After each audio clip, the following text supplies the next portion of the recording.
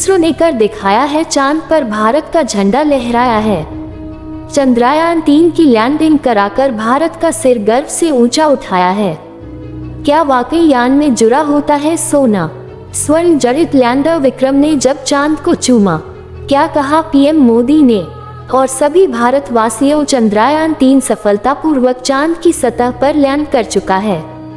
इसके लिए सभी देशवासियों अपनी खुशी को कमेंट बॉक्स में जरूर बताएं। तो चलो वीडियो को शुरू करते हैं। स्वर्ण जड़ित लैंडर विक्रम ने जब चांद को चूमा। चंद्रयान-3 चंद्रमा पर सुरक्षित तरीके से सफलतापूर्वक उतरकर चंद्रयान-3 के लैंडर मॉड्यूल विक्रम ने अंतरिक्ष विज्ञान के संबंध में इतिहास रच दिया है, जिसने हर भारतीय के चेहरे पर खुशी ला दी है।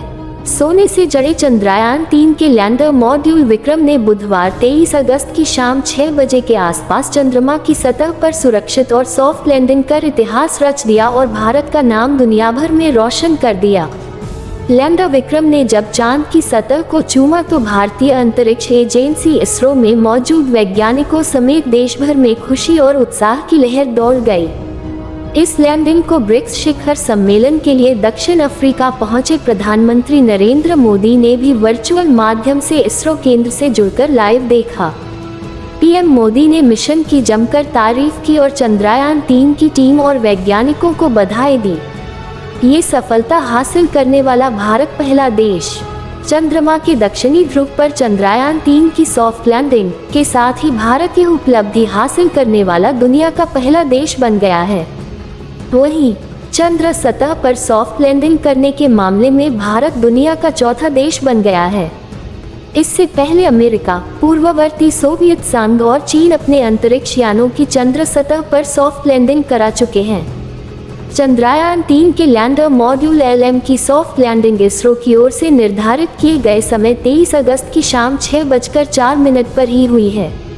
वैज्ञानिकों के मुताबिक लैंडिंग के आखिरी चरण में भी सभी प्रक्रियाओं ने पूर्व निर्धारित योजना के अनुसार ही काम किया, जिसके फलस्वरूप बुधवार शाम चंद्रमा की सतह को चूमकर चंद्रयान-3 ने अंतरिक्ष विज्ञान में सफलता की एक नई कहानी लिखी है। क्या कहा पीएम मोदी ने? इस दौरान पीएम मोदी ने वीडियो कॉन्फ्रेंस के माध्यम से देशवासियों को संबोधित करते हुए कहा, जब हम अपनी आंखों के सामने ऐसा इतिहास बनते हुए देखते हैं तो जीवन धन्य हो जाता है। ऐसी ऐतिहासिक घटनाएं राष्ट्रीय जीवन की चिरंजीव चेतना बन जाती है। उन्होंने कहा, ये पल अविस्मरणीय है, ये क्षण अभूतपूर्व है, ये क्षण विकसित भारत के शंखनाद का है, ये क्षण नए भारत के जयघोष का है, ये क्षण मुश्किलों के महासागर को पार करने का है, ये क्षण जीत के चंद्र पथ पर चलने का है, ये क्षण 140 करोड़ धड़कनों के सामर्थ्य का है, ये क्षण भारत में नई ऊर्जा, नए विश्वास, नई चेतना का है। वहीं इसरो प्रमुख एस सोमनाथ ने खुशी बयां करते हुए कहा, हमने चंद्रमा पर सॉफ्ट लैंडिंग में सफलता हासिल कर ली है। भारत चांद पर है, देश ने टकटकी लगाकर देखी लैंडिंग। चंद्रयान-3 मिशन को लेकर जोश और उत्साह का अंदाजा इसी लगाया जा सकता है कि वैज्ञानिकों के अलावा देश के आम नागरिकों ने भी बेहद जिज्ञासा के साथ टकटकी लगाकर लैंडिंग को विभिन्न माध्यमों से देखा। देश के कई स्कूलों में छात्र और छात्राओं को चंद्रयान-3 की सॉफ्ट लैंडिंग दिखाने के लिए सीधे प्रसारण की व्यवस्था की गई थी। चंद्रयान-3 ने जैसे ही चंद्र सतह को छुआ, इसरो सेंटर तालियों की गड़गड़ाहट से गूंज उठा। लाइव प्रसारण देख रहे पीएम मोदी ने राष्ट्रीय ध्वज तिरंगा लहराया। आम से लेकर खास तक जो भी भारतीय इस क्षण को देख रहा था वो गर्व से भर गया। क्यों खास है चंद्रयान-3 की चंद्रमा पर सॉफ्ट लैंडिंग? चंद्रयान-3 की यह सॉफ्ट लैंडिंग कितनी अहम और खास है, इसका अंदाजा इस बात से भी लगाया जा सकता है कि इससे पहले चंद्रमा के दक्षिणी ध्रुव वाले हिस्से पर किसी भी देश का अंतरिक्ष यान नहीं पहुंचा है।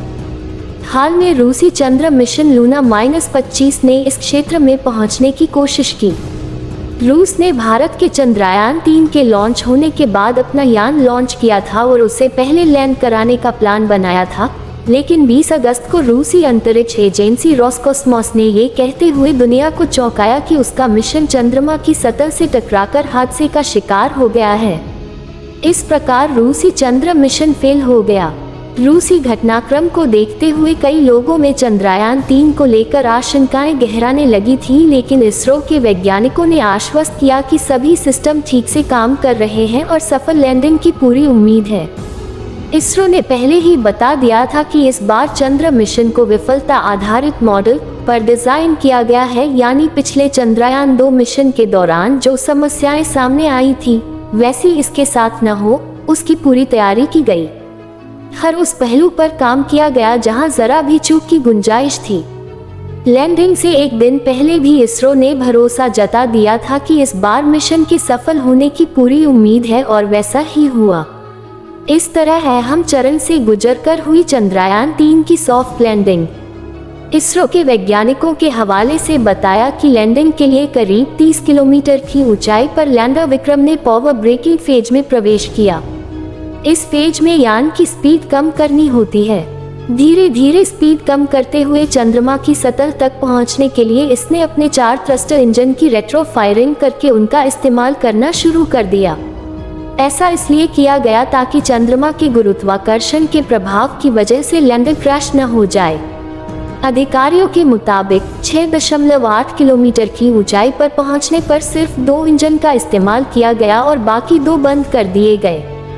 इसका उद्देश्य सतह के और करीब आने के दौरान लैंडर को रिवर्स थ्रस्ट सामान्य दिशा की विपरीत दिशा में धक्का देना, ताकि लैंडिंग के बाद लैंडर की गति को धीमा किया जा सके देना था। इसके बाद लगभग 150 से 100 मीटर की ऊंचाई पर पहुंचने पर लैंडर ने अपने सेंसर और कैमरों का इस्तेमाल कर सतह की जांच की, ताकि यह पता चल सके कि कहीं कोई बाधा तो नहीं है, और फिर इसने सॉफ्ट लैंडिंग करने के लिए नीचे उतरना शुरू कर दिया। 600 करोड़ रुपए आई मिशन में लागत। इसरो के मुताबिक चंद्रमा की सतह और आसपास के वातावरण का अध्ययन करने के लिए लैंडर और रोवर के पास एक चंद्र दिवस पृथ्वी के लगभग 14 दिन के बराबर का समय होगा। हालांकि वैज्ञानिकों ने दोनों के एक और चंद्र दिवस तक सक्रिय रहने की संभावनाओं से इनकार नहीं किया है। चंद्रयान-3 मिशन पर 600 करोड़ रुपए की लागत आई और ये 14 जुलाई को चंद्रमा के दक्षिणी ध्रुव पर पहुंचने के लिए 41 दिन की यात्रा पर रवाना हुआ था।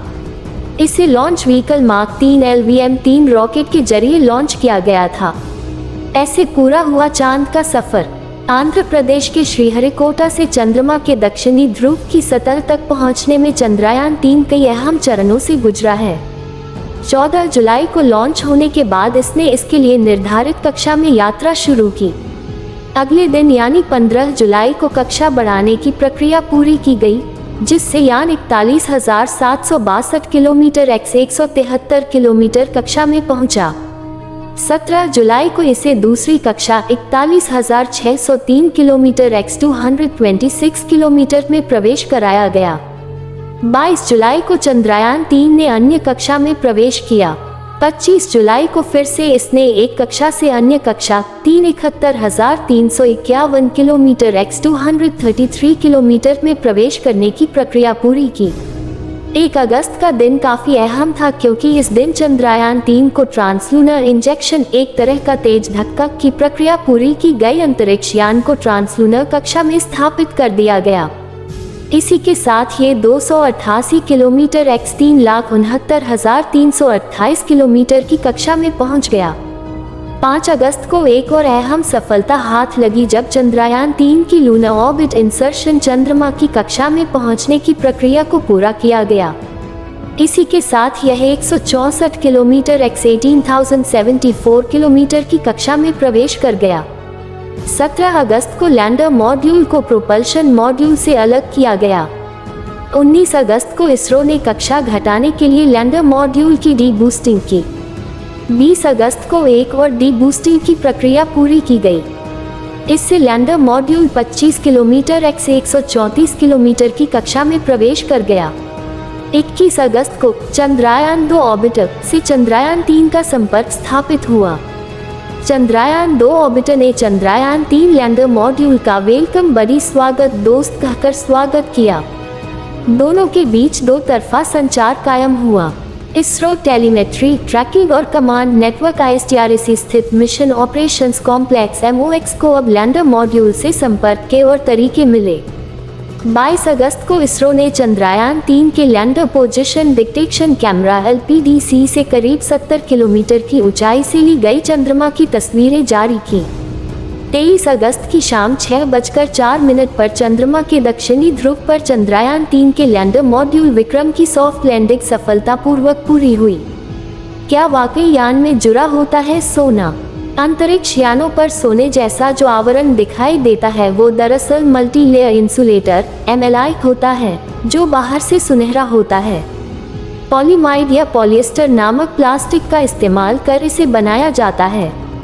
अंदर की तरफ एल्यूमिनियम की कोटिंग भी की जाती है।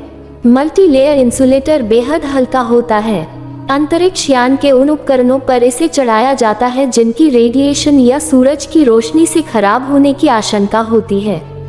ये भीतर के तापमान को भी ठीक रखने में मददगार होता है। एक प्रकार से यह उपकरणों को कवच प्रदान करता है। ये वीडियो आपको कैसी लगी कमेंट बॉक्स में बताना ना भूलें और हमारे YouTube चैनल सनातन धर्म लोक को सब्सक्राइब जरूर करें। धन्यवाद।